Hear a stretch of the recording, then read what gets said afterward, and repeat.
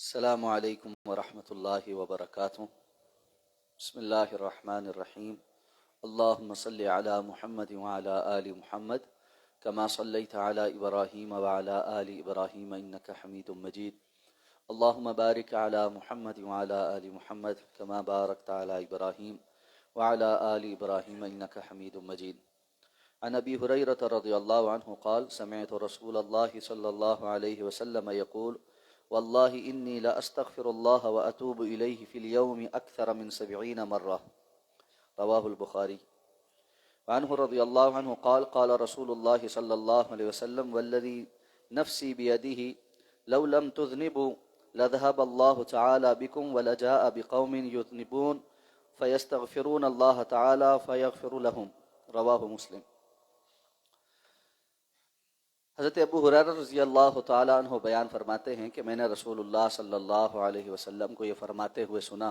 آپ نے ارشاد فرمایا، اللہ کی قسم میں ایک دن میں اللہ تعالیٰ سے 70 مرتبہ سے زائد استغفار اور توبہ طلب کرتا ہوں۔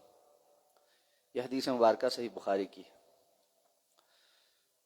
حضرت ابو ہریرہ رضی اللہ تعالیٰ عنہ فرماتے ہیں کہ رسول اللہ صلی اللہ علیہ وسلم نے ارشاد فرمایا، اس ذات کی قسم جس کے ہاتھ میں میری جان ہے، اگر تم گناہ نہ کرو تو اللہ تمہیں اس دنیا سے اٹھا لے جائے اور تمہاری جگہ ایسی قوم کو لے کر آئے گا جو گناہ کریں گے اور پھر اللہ تعالیٰ سے استغفار طلب کریں گے اور پھر اللہ ان کو بخش دیں گے۔ یہ حدیث مبارکہ صحیح مسلم کی۔ استغفار سے متعلق احادیث مبارکہ اس باب میں ذکر ہو رہی ہیں۔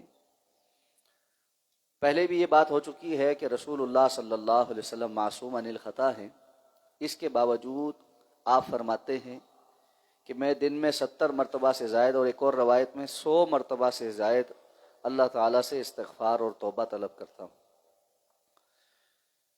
اور آپ صلی اللہ علیہ وسلم کا کثرت کے ساتھ استغفار طلب کرنا، اس پر مواظبت اختیار کرنا، اس بات کا سبق ہے کہ امت کو اس معاملے میں کس قدر سنجیدہ ہونے اور کتنی اہمیت دینے کی ضرورت ہے۔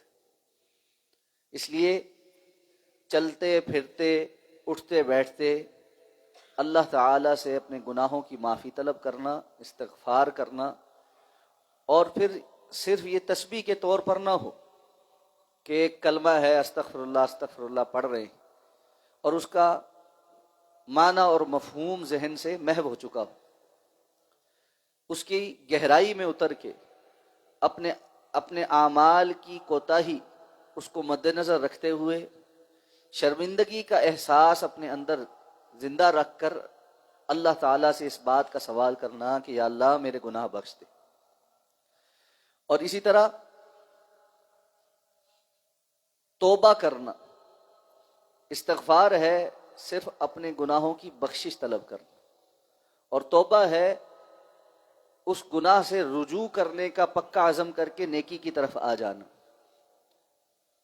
تو بخشش بھی طلب کریں اور توبہ بھی، اور اللہ تعالیٰ سے یہ توفیق مانگنا کہ یا اللہ مجھے اس پر ثابت قدمی عطا فرما۔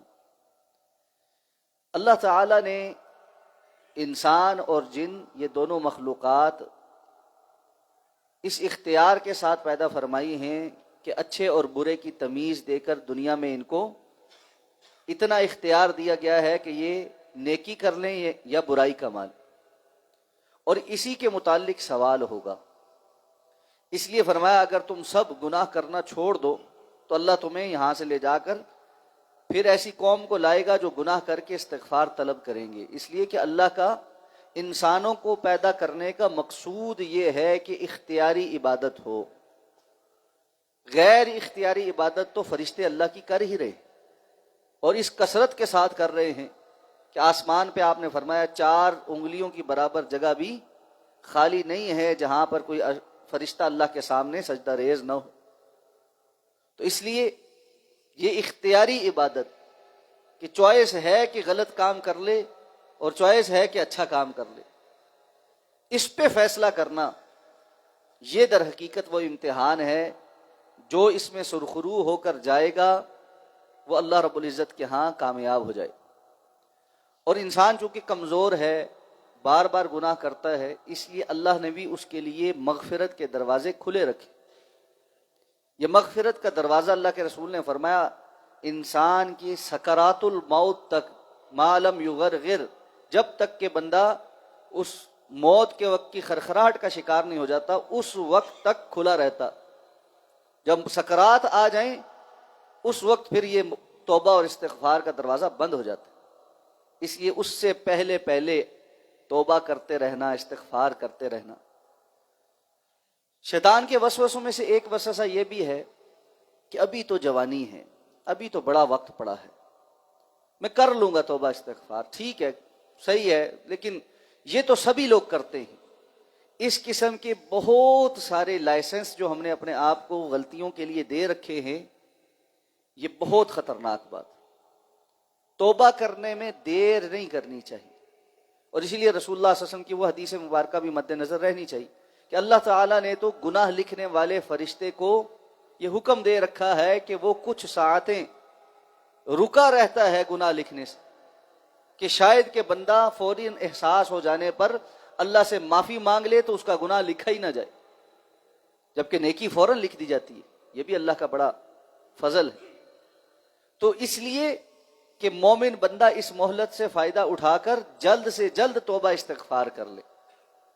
اور اللہ کے رسول صلی اللہ علیہ وسلم نے تو اس حوالے سے یہ حکم دیا ہے کہ وَاتْبَعِ السَّيِّئَةَ الْحَسَنَةَ تَمْحُوهَا، کوئی غلطی ہو جانے کے بعد اس کے مد مقابل نیکی ضرور کرو تاکہ وہ نیکی اس گناہ کا اثر دھو ڈالے، مٹا دے۔ تو انسان کو اچھے طریقے سے اندازہ ہے کہ میں نے گناہ کس کیفیت کا کیا ہے، چھوٹا کیا ہے، بڑا کیا ہے، زیادہ کیا ہے، سنگینی کے ساتھ کیا ہے، یا غلطی سے بھول سے ہو گیا ہے۔